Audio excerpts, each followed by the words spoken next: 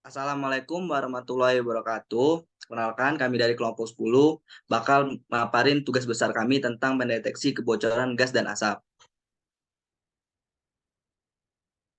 Yang pertama-tama yang itu adalah dari anggota kelompok. Yang pertama ada Ansar Basir, terus ada Hana Pratanaja, dan saya Yusman Dharma.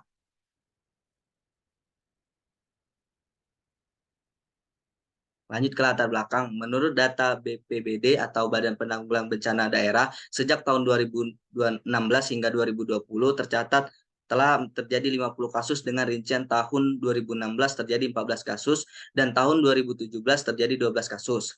Pada tahun 2018 terjadi 10 kasus dan lanjut ke tahun 2019 terjadi 8 kasus dan tahun 2020 terjadi 6 kasus. Keamanan akan kebakaran merupakan salah satu aspek penting dalam sebuah sistem ataupun lingkungan. Kebocoran tabung gas dan LPG adalah salah satu bahaya yang harus diwaspadai.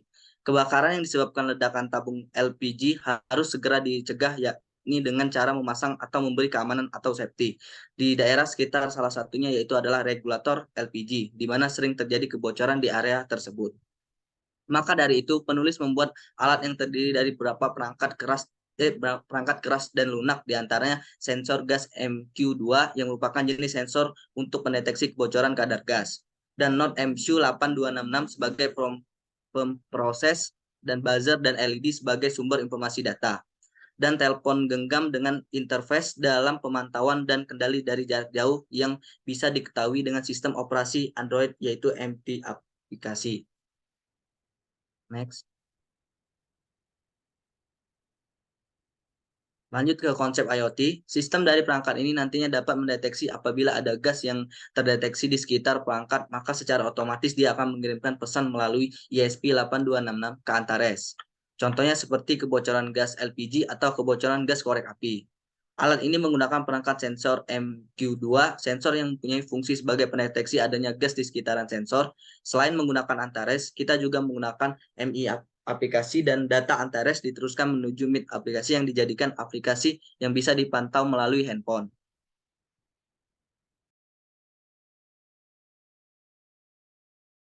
Oke, kemudian ada diagram sistem atau yang kita kenal dengan flowchart. Yang pertama itu mulai, kemudian diproses ke node MCU ESP8266, kemudian yang dihubungkan ke WiFi, kemudian diproses memulai sistem, dan pada memulai sistem diteruskan lagi apakah di mendeteksi gas dan terjadi percabangan. Ketika tidak terdeteksi, maka Antares menampilkan data status dan kemudian ke MIT up lagi diproses dan kembali lagi ke memulai sistem. Akan tetapi ketika gasnya terdeteksi, maka Antaresnya menampilkan data dan status, kemudian ke MIT aplikasi, kemudian selesai. Selanjutnya itu ada alat dan bahan. Yang pertama itu ada breadboard, yang kedua itu ada ESP8266, kemudian ada buzzer, ada sensor MQ2 sebagai sensor gas dan asap, kemudian kabel USB sebagai penghubung dari ESP ke laptop atau adaptornya, kemudian ada LED sebagai sinyal, kemudian ada resistor 1K, kemudian ada kabel jumper. Selanjutnya dari MIT App. Ini desain dari MIT App-nya, yang dimana kita memakai label button, checkbox, dan clock. Web ini berfungsi sebagai pengirim data ketika yang ada di dalam Antares sendiri itu akan otomatis terupload ke MIT App-nya. Nah, ini salah satu contoh dari MIT App untuk blok diagramnya. Di sini ada inisialisasinya, kemudian di sini ada URL-nya, inisialisasi global URL untuk memanggil platform Antares. Nah, di sini ada akses key-nya. Kemudian ini beberapa blok diagram yang lainnya.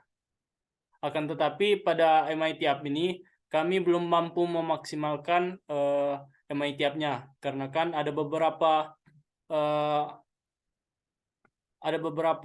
bagian yang tidak bisa kami mengerti untuk mengupload dari Antares ke MIT App-nya. Lanjut. Kemudian saya lemparkan ke teman saya lagi. Jadi di sini ada library yang akan kita pakai pada ASP8266. Yang pertama itu ada Antares ASP8266 mqtt.h. Ini adalah library untuk mengakses platform Antares MQTT menggunakan ASP8266. Habis itu yang kedua ada mq2.h. Library ini untuk menggunakan sensor mq2 sebagai sensor gas atau asap. Kemudian ini untuk codingannya, ya seperti yang kita sebutkan tadi. Nah, kita memasukkan library tersebut. Kemudian kita define access key, WFE SSID, password, project name, dan device name. Nah, ini semua didapat melalui Antares kita. Habis itu kita inisialisasi dari LED, sensor, dan buzzer. LED itu pada pin 12, dan sensor itu pada pin A0, buzzer pada pin 13. Kemudian ini kita ambil Antares SP3 access key-nya. Habis itu kita setup sensor itu sebagai input, LED itu output, dan buzzer sebagai output. Habis itu ada serial begin untuk serial monitornya. Nanti set debug sebagai ini proses dari Antaresnya. WiFi connection, WiFi itu terdiri dari WiFi SSID dan password. Nah, ini ada Antares set MQTT server buat cek servernya. Bisa ada void loop. Void loop itu Antares cek MQTT connection. Nah, ini untuk mengecek koneksi dari MQTT-nya. Habis itu kita ada inisialisasi lagi, yaitu analog value. Ini nilai ini analog value didapat dari pembacaan dari analog. Nah, ini analog read sensor dari sensornya. Di situ kita serial print, kita print di serialnya itu analog value.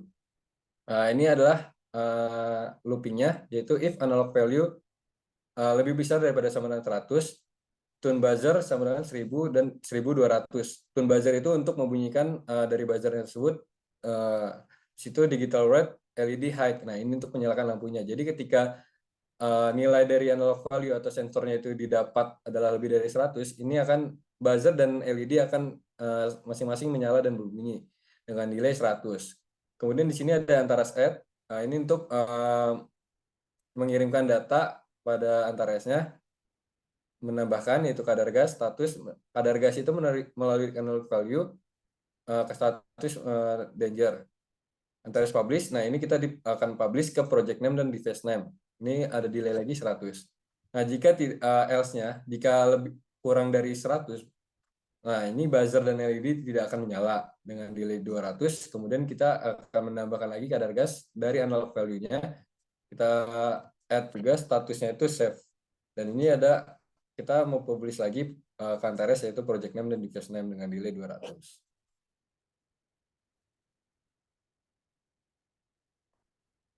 Nah, kemudian ini tampilannya untuk data yang terkirim ke Antares. Ini pada percobaan kita ini didapat kadar gasnya 69. Karena tadi itu 69 adalah kurang dari 100, maka akan ada status yaitu save.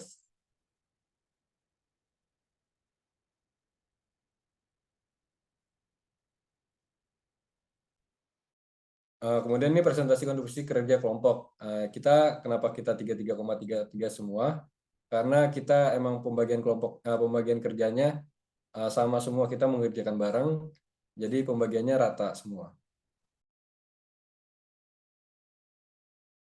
Oke, yang part terakhir itu ada kesimpulan. Kami telah berhasil dibuat prototipe dengan kesimpulan yang dapat ditarik adalah sebagai berikut. Yang pertama, sensor MQ2 memiliki keterbatasan dalam mendeteksi kadar gas dari pengujian yang sudah dilakukan. Sensor MQ2 tidak dapat mendeteksi dengan menggunakan gas pada korek gas, sehingga kami memakai benda yang dibakar sebagai simulasi perumpamaan sumber dari kebocoran gas. Yang kedua itu aplikasi yang digunakan, yaitu MIT App. Kami masih belum dapat membuat dengan baik, sehingga aplikasi sebagai pemantau tidak dapat berjalan akibat adanya kesalahan pada pembuatan blog di MIT App.